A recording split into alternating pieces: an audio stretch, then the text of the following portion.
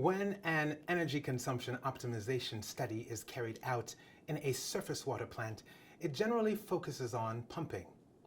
Why does it focus on pumping? What is involved?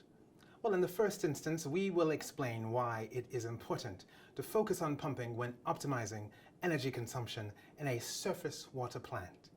Then we will see how to estimate the energy consumed by a pumping system. Finally, the areas in which energy can be optimized will be discussed. In a standard plant, pumps account for the major part of energy consumption, usually between 60% and 90% of a site's total electricity consumption can be attributed to pumping. Particular attention on this equipment is therefore warranted when optimizing a surface water plant's energy consumption. Let us now look at how to calculate a pumping station's consumption. For a liquid to be moved from one place to another, a pump must provide a certain amount of pressure. This pressure is called the total dynamic head, or TDH, and is commonly expressed in meters of water column. Now, this is the sum of total head loss, or HL, and the total geometric height, HT. HT corresponds to the height to which a pump must lift water.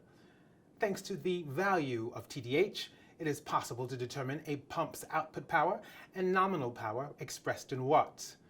Now, to determine this, multiply the TDH by the pump's flow rate in cubic meters per second, by the fluid's density in kilograms per cubic meter, and by a gravity constant G, equal to 9.81. Then, to obtain a nominal power value, divide output power by the pump's yield, which includes both pump and the motor yields. The yield expresses the mechanical energy loss related to hydraulic and mechanical friction. And lastly, to have an energy consumption value in watt-hours, the nominal power in watts is multiplied by operating time.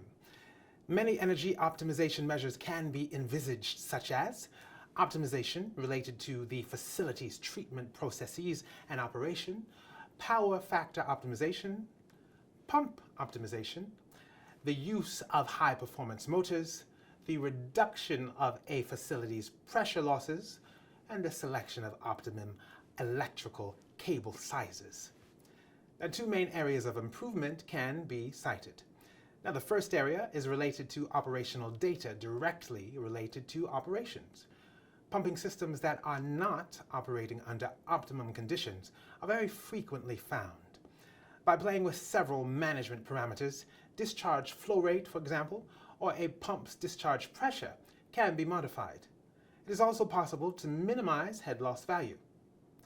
The second area where improvements can be made is related to best available techniques, BAT, i.e. by using optimum pump technology that is properly sized, has a high-performance motor, or by adding equipment such as a variable speed drive.